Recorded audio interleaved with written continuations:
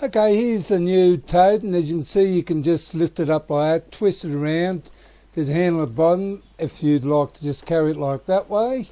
Through the house, around the house, it just sits neatly on the floor also. It's very stable, and I'll just show you a little bit closer look at it.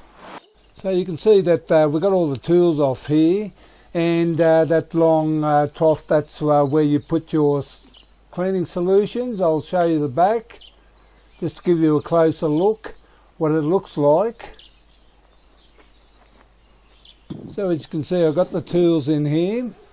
I'll start off with the pole here.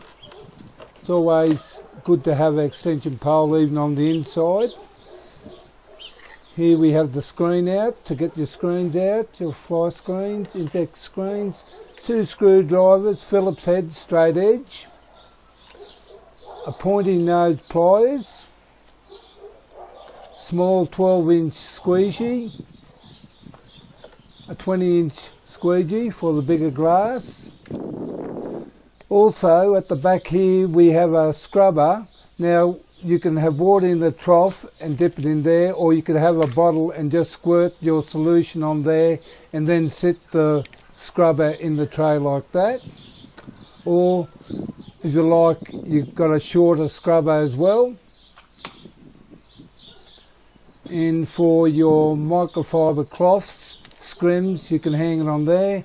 And for when you've got to go inside there, I've got these slip-ons that I put on so I don't dirty the carpet.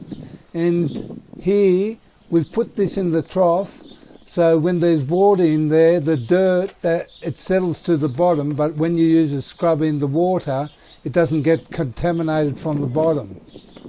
Put that in. Well, I suppose, that's about it.